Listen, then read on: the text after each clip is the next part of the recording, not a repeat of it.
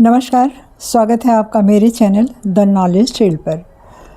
आज का एपिसोड मुझे बहुत महत्वपूर्ण लगा, इसलिए मैंने सोचा कि आप सबके साथ इसकी चर्चा करूं। आज बहुत से लोग कहते हैं कि वैदिक काल में लोग पूजा नहीं करते थे, कोई मंदिर नहीं था, लोग ऐसे ही पूजा करते थे, तो आज क्यों आप लोग पूजा करते हैं। कई लोगों को मैंने सुना है ऐसा कहते हैं, सार्वजनिक रूप से भी कहते हैं, हिंदुओं से सनातन पर प्रश्न उठाते हैं। तो ये तो सरासर उनकी अज्ञानता तो है ही, लेकिन वो उनका दिमाग वहाँ तक पहुँच ही नहीं पाता कि हम सब शुरुआती दौर कहाँ से कैसे रहे होंगे या सीखे कैसे होंगे। शायद इसलिए वो इस तरह के प्रश्न उठाते हैं कि लोग पहले पूजा नहीं करते थे, मंदिर क्यों बने। तो आज हम इस विषय पर चर्चा करते हैं। तो सनातन की तरफ अगर हम जाते हैं तो सनातन की ओर से शुरू से प्राचीन काल के समय से ही मैं इसको शुरुआत करती हूँ। शुरुआती दौर में हम खोज की तरफ धीरे धीरे बढ़े थे। इंसान, मान लीजिए शुरुआती इंसान को क्या आता रहा होगा, वो तो कुछ सीखा नहीं था, उसको कुछ भी नहीं आता था। वो केवल अपना पेट भरने के लिए जंगल से शिकार करता था, कच्चा मांस खाता था और रात को पेड़ों पर ही सो जाता था। हर समय उसकी ज़िंदगी एक डर में बीतती थी, एक भय में बीतती थी। धीरे धीरे उसने हथियार बनाना सीखा, फिर घर बनाना सीखा, फिर अनाज। आज जितना भी आप जो कुछ भी आज आप देख रहे हैं, ये एक इंसान की खोज है और हमारे दिमाग का नतीजा है। तो मस्तिष्क जब हमारा धीरे धीरे विकसित हुआ, हमने जानना शुरू किया कि हम कहाँ से आए थे। तो जब हमने देखा कि सूरज निकलता है तो रोशनी होती है, इससे हमें सर्दी में गर्मी मिलती है सूरज जब निकलता है, और भी सूरज हमें ऊर्जा भी देता है। तो इस तरह से सूरज के लिए हमारे मन में एक ऐसा भाव जगा कि जिसको हम कृतज्ञता अपनी ज्ञापित कर सकते हैं।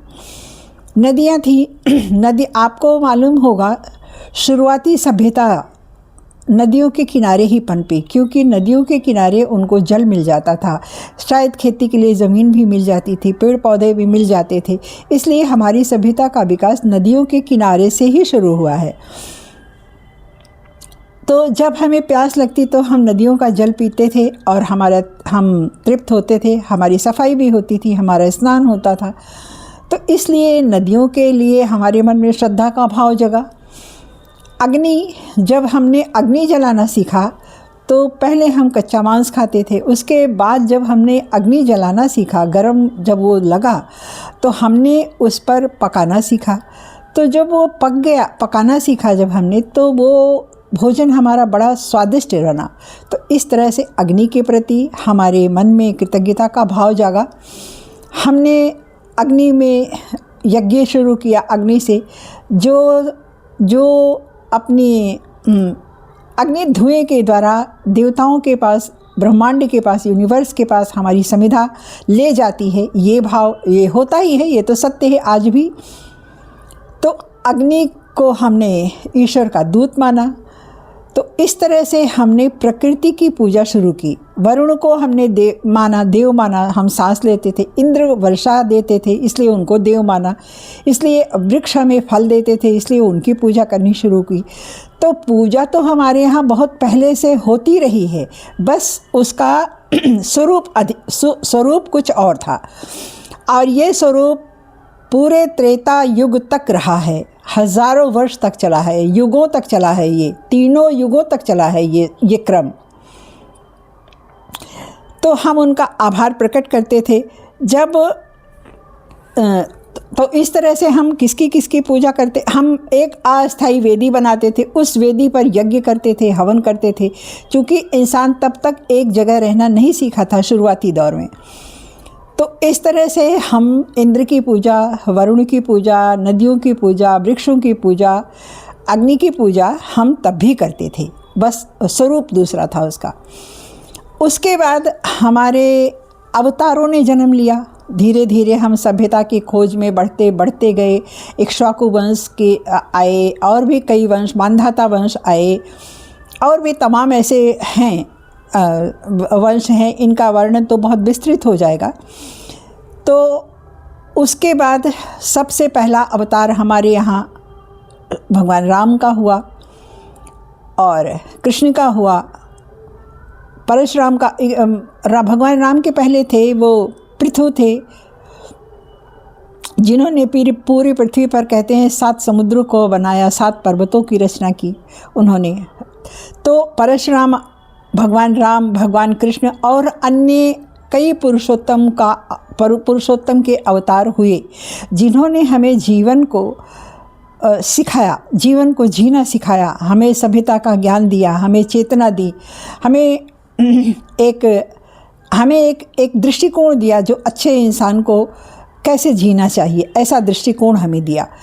तो जब तक ये लोग जिंदा थे, जब तक ये लोग इस पृथ्वी पर रहे हैं, ये पुरुषोत्तम जब तक पृथ्वी पर रहे हैं, तब तक हमारे यहाँ इनका भी कोई मंदिर नहीं था। जब इन्होंने स्वर्ग गमन किया, उसके बाद इनकी शिक्षाओं को हम याद कर रखें, इनके उपदेश को हम जानें, और इन्होंने जीवन के कौन से मूल्य हमें दिए हैं उनको जानें। जैसे कि गीता है। गीता आज दुनिया की सर्वश्रेष्ठ पुस्तक है। इसमें जीवन के एक से एक छोटे छोटे प्रश्नों के भी जवाब हमें मिलते हैं। तो इन सब को हमारे अंदर रखा रहे, संचित हो सके।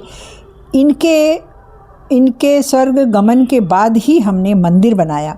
शुरुआती मंदिर हमारे यहाँ लकड़ियों के होते थे, जो शुरू हुआ है, गुप्त काल से शुरू हुआ है, ईसा से 300 वर्ष पूर्व।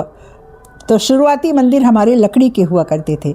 उसके बाद धीरे धीरे पत्थरों के मंदिर बने, और आज तो हमारे यहाँ मंदिर एक से एक है, पूरे विश्व के मंदिरों में शामिल हैं। आज की हमारी स्थापत्य कला बेजोड़ है।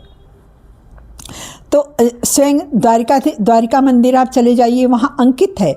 द्वारिकाधीश का मंदिर श्री कृष्ण के गमन के बाद उनके पौत्र वज्रनाभ ने बनाया था वो मंदिर, ताकि श्री कृष्ण की अनंत चेतना से हम सब जुड़े रह सकें। और गीता तो बहुत पहले ही व्यास ने लिखी ही थी। तो ईश्वर जब तक साक्षात पृथ्वी पर थे, तब तक कोई मंदिर नहीं था। उनके जाने के बाद हमने उनकी याद में, उनके पूजन के लिए, उस श्रेष्ठ अनंत चेतना की याद में उनको हम भूलें ना, इसलिए हमने मंदिर बनाया और वहाँ पर उनको स्थापित किया। तो ये है उन लोगों को जवाब जो कहते हैं कि पहले मंदिर नहीं था, अब क्यों है। तो जैसे जैसे हम आगे बढ़ते गए, जैसे जैसे जीवन के प्रति हमारी खोज बढ़ती गई, वैसे वैसे मंदिर भी बने। जय श्री कृष्ण। लाइक कीजिएगा। ऐसे ही ज्ञानवर्धक वीडियो के लिए आप हमें कमेंट कर सकते हैं। कुछ पूछना हो, ख़ासकर विद्यार्थियों को मैं आह्वान करती हूँ कि अगर उनको कुछ पूछना हो, कैसा भी प्रश्न हो जो अपने इतिहास से संबंधित हो, वे पूछ सकते हैं। धन्यवाद।